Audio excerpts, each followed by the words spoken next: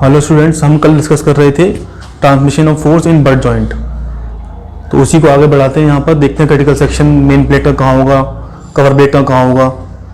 और उससे आगे बढ़ने से पहले जो भी हमने कल पढ़ा था उसको एक शॉर्ट रिवीजन ले लेते हैं। हमने क्या कैलकुलेट किया था कल? हमने डिज़ाइन स्ट्रेंथ कैलकुलेट की थी। किसकी? बोल्ट की। हमने बोल्ट की डिज़ाइन स्ट्रेंथ कैलकुलेट की थी। बोल्ट की डिज़ाइन स्ट्रेंथ क्या कैलकुलेट की थी? बोल्ट की डिज़ाइन। ठीक है, तो हमने डिस्कस किया था कि ये या तो हम शेयर में कैलकुलेट करेंगे इसको, ये बियरिंग में फेलियर होगा या शेयर में होगा। ये बताया था मैंने कि जब शेयर में होगा बोल्ट शेयर में होगा तो बोल्ट अपने अल्टीमेट में फेल होगा। ठीक है, और यही हमें एक जो बताया था ब्रह्मास्त्र, वो क्या था? Cross sectional area. कौन सा? Effective cross sectional area into permissible stress. बस हमें ये कैलकुलेट करनी है। सिमिलरली ये भी इसमें यही कैलकुलेट करनी है।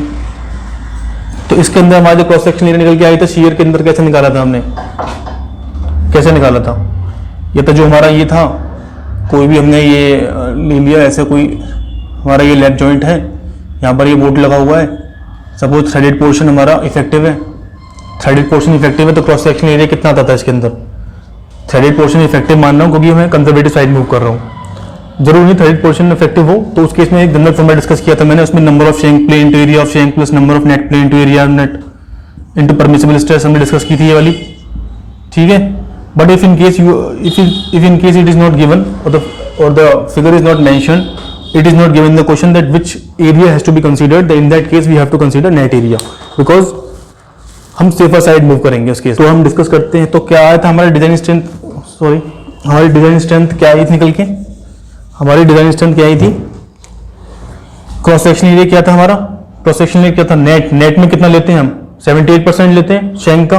तो यदि हमारा ये था 0.78 इंटू π/4 d स्क्वायर, ये हमारा एरिया आ गया था। यदि एक शेयर प्लेन है मेरा, नंबर ऑफ शेयर प्लेन कितना? 1। दो होंगे तो 2 से मल्टीप्लाई कर दूंगा इसको।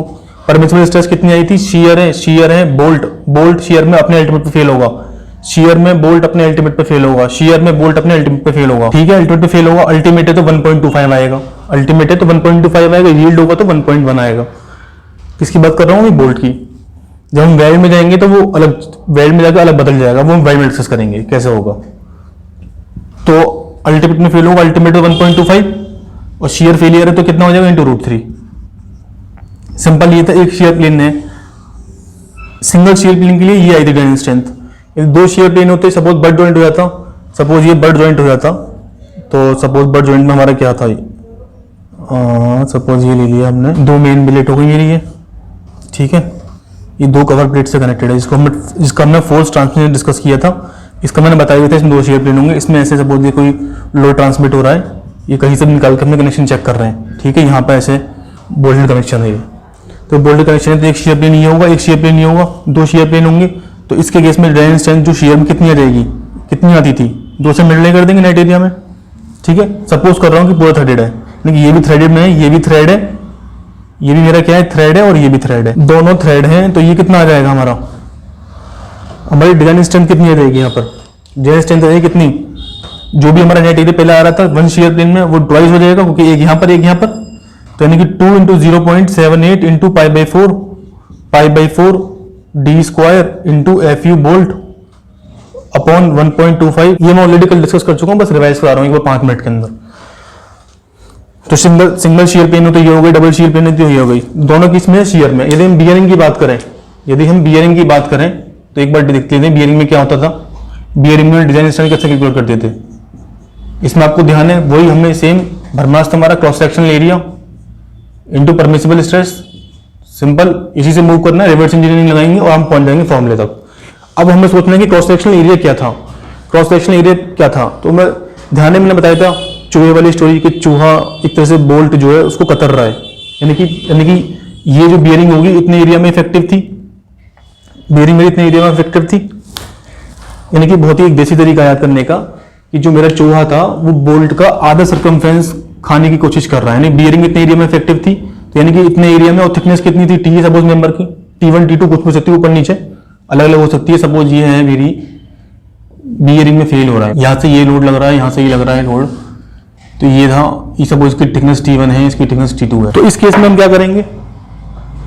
इस केस में मैंने बताया था कि पाई, ये टोटल कितना होगा? 2 पाई यानी कि पाई डी, तो pi D by 2 into T effective होगा, जो भी टी मिनिमम होगा, मिनिमम टी। T1 T2 में जो मिनिमम होगा वो कंसिडर करेंगे। ये था, इतने एरिया इसको रेजिस्ट कर रहा था, किसको, बियरिंग फेलियर को। जब मेरा इतना एरिया रेजिस्ट कर रहा था तो मैं फिर से कंजर्वेटिव साइड मूव करूंगा। मैं कंजर्वेटिव साइड मूव करूंगा तो मैंने इसको क्या ले लिया था, मैंने इसको ले लिया था कितना, D into t minimum, D into t minimum, then this T into t minimum is less than this pi D by two. दिख ही रहा है आपको पाई बाई टू वैल्यू, जो पाई बाई टू की वैल्यू है ये ग्रेटर देन 1 आएगी। This pi by two is greater than 1, that means pi by two into D T minimum is greater than D T minimum, यानी कि मैं conservative side फिर से मूव कर गया। तो मेरे पास इफेक्टिव क्रॉस सेक्शन एरिया निकल के आ गया, एक काम तो मेरा हो गया, यानी कि जो मेरा इफेक्टिव क्रॉस सेक्शन एरिया था वो निकल के आ गया। कितना आ गया, D इंटू टी मिनिमम। अब बात आती है मेरी दूसरी, किसे परमिसिबल स्ट्रेस क्या होगी। तो यहाँ पर कुछ चीजें जो हमें याद रखनी पड़ेंगी, वो उसको समझाने का कोई तरीका नहीं है। ये लोग बहुत समझे, इन्होंने बहुत रिसर्च करी, एक्सपेरिमेंट किए और फाइनली इन्होंने कंक्लूड किया कि जो मेरा बोल्ट होता है, जो बोल्ट होता है बियरिंग में प्लेट के अल्टीमेट पे फेल होता है। बोल्ट बियरिंग में प्लेट के अल्टीमेट पे फेल होता है। इतनी सी बात याद रखनी है, बस एक बात याद रखनी है, बाकी तो कुछ याद ही नहीं। जो मेरा बोल्ट है वो प्लेट के अल्टीमेट पे फेल होता है, यानी कि FU प्लेट अल्टीमेट तो 1.25 आएगा। अब तक तो याद हो गया होगा, FU प्लेट अपन अल्टीमेट 1.25 आएगा, लेकिन इसमें एक एडिशनल फैक्टर ऐड होता था मेरा, क्या, 2.5 kb। 2.5 kb 2.5 kb ये एक्सपेरिमेंटली इन्होंने ये फैक्टर कैलकुलेट किया है, क्योंकि बियरिंग में हमारा एज, जो हमारा kb है, जो हमारा kb है, ये kb जो मेरा किसका फंक्शन है, एक तरह से मेरा kb फंक्शन है। kb is a function of edge, kb is a function of pitch, kb is a function of ultimate strength of plate और अल्टीमेट स्ट्रेंथ ऑफ बोल्ट। इनका फंक्शन है kb इनका फंक्शन है, ठीक है। तो इनका फंक्शन है, तो उसी एज पिच, जो एज ऑफ पिच की जो क्रिटिकल वैल्यूज है, कितनी एज रखनी है, कितनी पिच रखनी है, उसके अकॉर्डिंग हमने एक फैक्टर यहां पे ऐड किया। मतलब ये एक्सपेरिमेंटली ऐड किया गया फैक्टर है 2.5 kb। जब हमारी डिजाइन स्ट्रेंथ कैलकुलेट होकर आएगी, वो kb क्या है, function of E not P not यानी एज, पिच, FU प्लेट और FU अल्टीमेट। या kb की वैल्यू क्या करते हैं, जो इन फंक्शंस की जो कुछ वैल्यूज है उनकी मिनिमम वैल्यू लेते हैं। जैसे kb क्या होता था हमारा, थोड़ा नीचे मूव करके, शायद आपने ये तो नोट कर लिया होगा। तो kb हमारा क्या था, याद करो कल, यदि आपने नोट किया है तो पीछे जाओ, वैसे तो याद होगा आपको। kb की वैल्यू क्या थी, kb की वैल्यू क्या थी, kb इज मिनिमम ऑफ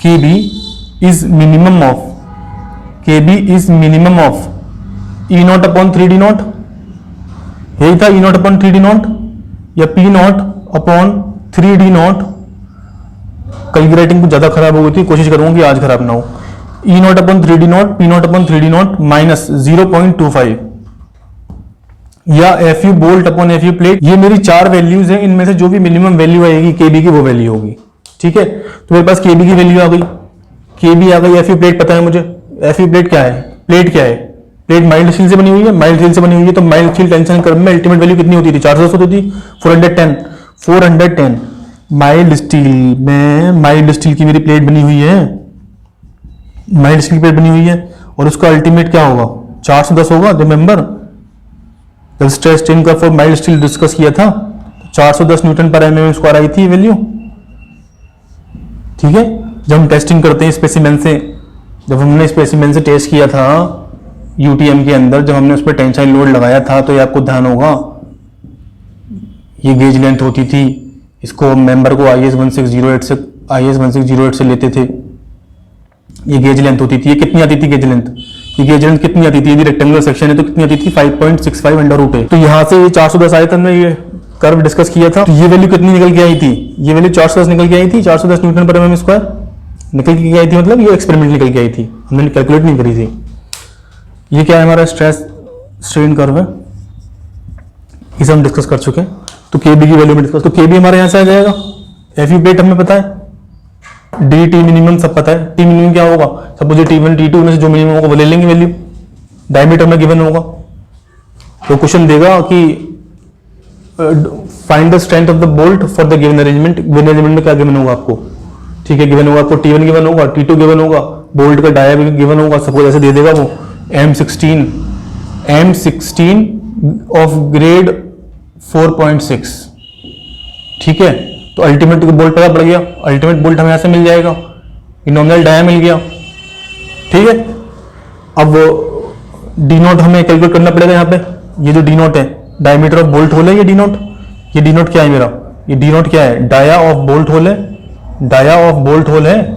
इसकी टेबल बताई थी, वो टेबल याद कर ली होगी आपने, अच्छा याद कर ली हो तो, नया याद आ रहा हो पेपर में तो D+2 लगा दे। तो डायमीटर ऑफ बोल्ट होल आ गया हमारा, ई नोट अब क्या आ गया, मिनिमम पिच आ गई, कितनी होती थी, मिनिमम पिच डिस्कस करी थी कल मिनिमम पिच डिस्कस करी थी, कितनी होती थी, सॉरी मिनिमम एज कितना था, 1.5 डी नोट था। मिनिमम पिच कितनी थी, 2.5 नॉमिनल डाया थी। एफयू बोल्ट यदि 4.6 ग्रेड है तो एफयू बोल्ट कितना हो जाएगा, 400 हो जाएगा, एफयू बोल्ट 400 हो जाएगा। ये सारी वैल्यू कैलकुलेट करके हम क्या फाइनली कैलकुलेट कर लेंगे, क्या केबी कैलकुलेट होती है, डिजाइन हमारा बोल्ट हो जाएगा। तो अब फाइनली बोल्ट स्ट्रेंथ कितनी होगी हमारी जो फाइनल बोल्ट स्ट्रेंथ होगी वो कितनी होगी, तो बोल्ट स्ट्रेंथ क्या होगी, मिनिमम, यानी कि कोई भी एक मेंबर है, कोई भी एक मेंबर इसको मैंने एक डिजाइन किया है, ठीक है, सपोज माइल्ड स्टील है, तो माइल्ड स्टील जो है टेंशन में स्ट्रांग है, में कंप्रेशन में उससे कम वीक है, उससे कम वीक शियर में। डक्टाइल मटेरियल है, डक्टाइल मटेरियल में डिस्कस किया था, डक्टाइल मटेरियल में डिस्कस किया था कि उसकी टेंशियल स्ट्रेंथ ज्यादा होती है as compare to compressive strength as compare to shear strength. यानी कि जो मेरा डक्टाइल मटेरियल है वो मेरा शियर में वीक होता है, तो क्रिटिकल क्या होगा, मेरा शियर होगा, क्योंकि वो वैल्यू उसकी मिनिमम है, यानी कि वो मिनिमम शियर में, मतलब इतने झेलने की क्षमता जो है शियर में सबसे कम है उसकी। तो सिमिलरली जो हमारे बोल्ट स्ट्रेंथ क्या होगी, इन दोनों का मिनिमम वैल्यू होगा। ठीक है, सेम बोल्ट है, सेम अरेंजमेंट है, सेम लोड है, same bolt same arrangement same load, तो किस में बोल्ट मेरा फेल होगा, जिसमें उसकी मिनिमम स्ट्रेंथ होगी, जिस ट्रांसमिशन में उसकी मिनिमम स्ट्रेंथ होगी, फोर्स ट्रांसमिशन का जो मैकेनिज्म है जिसमें मिनिमम स्ट्रेंथ होगी इसमें फेल होगा। लेकिन जो मेरी बोल्ट स्ट्रेंथ क्या हो जाएगी, जो मेरी बोल्ट स्ट्रेंथ हो जाएगी, बोल्ट स्ट्रेंथ हो जाएगी मिनिमम। कल तक हमने ये डिस्कस किया था सारा, एक बार रिवाइज हो गया 10 मिनट में, चाहो तो इसको एक बार नोट कर लो, फिर हम फोर्स ट्रांसमिशन डिस्कस करते हैं जो हम कल डिस्कस कर रहे थे। उसमें क्रिटिकल सेक्शन मेन प्लेट का क्या होगा, मेन प्लेट कवर प्लेट का क्रिटिकल सेक्शन क्या होगा, उसके बाद में हम हॉट रोल्ड स्टील सेक्शन में कौन कौन से सेक्शन, जैसे प्लेट सेक्शन हो गया, एंगल सेक्शन हो गया, बेसिक इंटरेक्शन, आई सेक्शन हो गया, मेरा चैनल सेक्शन हो गया, टैग बोल्ट्स क्या होते हैं, ठीक है, टैग बोल्ट्स को क्यों लगाया जाता है, कहाँ लगाया जाता है, सेक्शन की यूनियन बनाने के लिए टैग बोल्ट्स को लगाया जाता है, और ट्रेंड गसट प्लेट अप्लाई कर लगाते हैं उनको।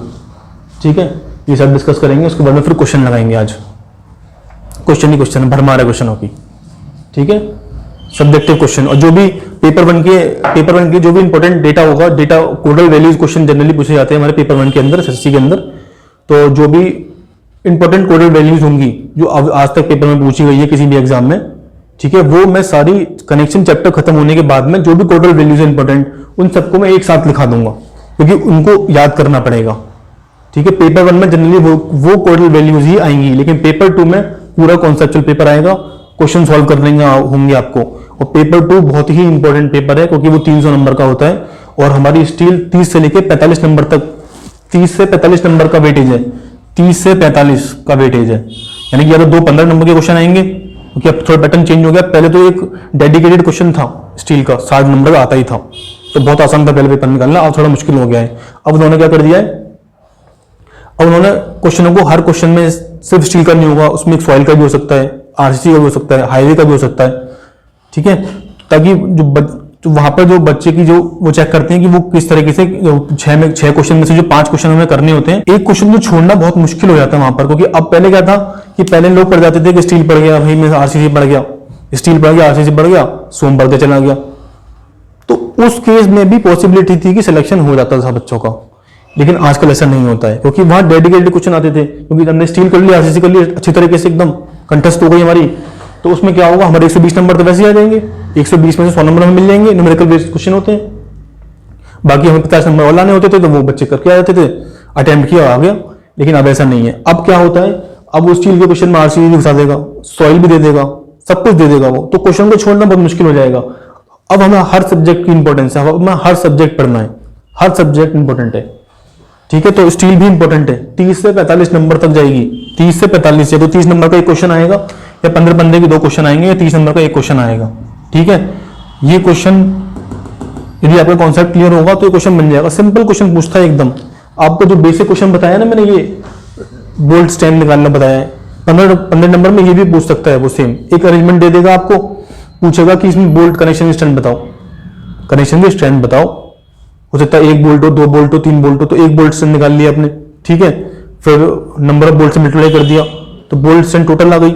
अब मेंबर भी तो फेल हो सकता है मेरा, ये सब डिस्कस करेंगे हम कि मेरा मेंबर भी फेल हो सकता है, तो मेंबर की स्ट्रेंथ निकालनी पड़ेगी। मेंबर ग्रॉस में फेल होगा, मेंबर नेट में फेल होगा, मेंबर की ग्रॉस स्ट्रेंथ निकालनी पड़ेगी। मेंबर ग्रॉस में यील्ड होगा, नेट में उसकी नेट में अलग स्ट्रेंथ निकालेंगे, ग्रॉस में अलग निकालेंगे। फिर जो भी उनका जो मिनिमम वैल्यू होगी वही मेरी फाइनल क्या होगी, कनेक्शन की स्ट्रेंथ होगी, ठीक है। वो फिर उसको पर पिच लेंथ भी निकलवा सकता है, पर पिच लेंथ कितनी एफिशिएंसी निकलवा सकता है, एफिशिएंसी क्या होगी। तो जो भी minimum load transfer minimum load transfer to the connection upon maximum load carrying capacity of the member, maximum load carrying capacity of the member के रेस्पेक्टिव में कितना लोड मिनिमम ट्रांसफर कर सकता है मेरा कनेक्शन, वो क्या होगी, उसकी एफिशिएंसी हो जाएगी। क्या हो जाएगी, एफिशिएंसी हो जाएगी। उस एफिशिएंसी को पूछ सकता है, रेस्पेक्टिव क्वेश्चन में पूछ सकता है, या उसको पर पिच लेंथ या पर गेज लेंथ पूछ सकता है। वो क्वेश्चन के अकॉर्डिंग हम डिसाइड करेंगे। एफिशिएंसी क्वेश्चन पूछा जा चुका है एक बार, जब तक आप इसको नोट कर लो। फिर हम फोर्स ट्रांसमिशन डिस्कस करते हैं, इसमें बट जॉइंट में जो हम कल डिस्कस कर रहे थे, फिर क्रिटिकल सेक्शन देखते हैं क्या होंगे। हमें डिस्कस करना है फोर्स ट्रांसमिशन बट जॉइंट। तो बट जॉइंट बनाते हैं पहले। सपोज मेरी ये 2 प्लेट है, कनेक्टेड है मेरी 2 कवर प्लेट, 2 बोल्ट लाइन है, पर बोल्ट लाइन हमारे 2 बोल्ट है। इसको हम देखें यदि ऊपर से, इस सेक्शन को यदि हम ऊपर से देखेंगे, यहाँ आपको दिख रहा होगा, छोटा सा बना दे रहा हूँ मैं, ठीक है। हमारे 2 बोल्ट लाइन है और यहाँ पे 4 बोल्ट लगे हुए हैं। ऊपर से देखने में हमें कुछ ऐसा दिखाई देगा। यहाँ से थोड़ा ये हमारा ए, सपोज मैंने 100 न्यूटन का फोर्स लगाया, 100 न्यूटन का फोर्स लगाया मैंने, तो वो इस जॉइंट के थ्रू ट्रांसमिट कैसे होगा वो हमें चेक करना है। हम वो क्यों चेक कर रहे हैं, हमारा वो चेक करने का रीजन क्या है, why are we checking that how the force is transmitted through the butt joint, because our concern is to find the critical section.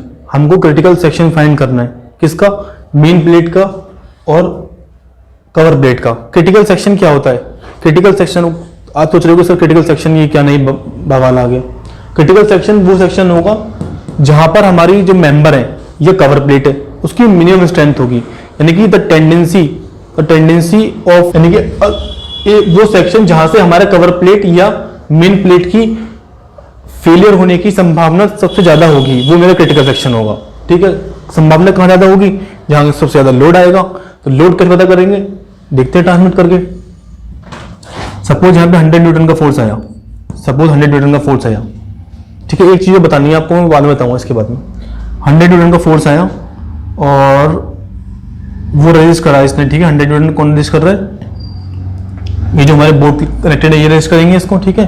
Plate और बोल्ट 100 आया यहाँ पर, 100 50 चला गया इधर, 50 चला गया इधर, और हमारा 25 चला गया ऊपर, 25 चला गया नीचे, ठीक है।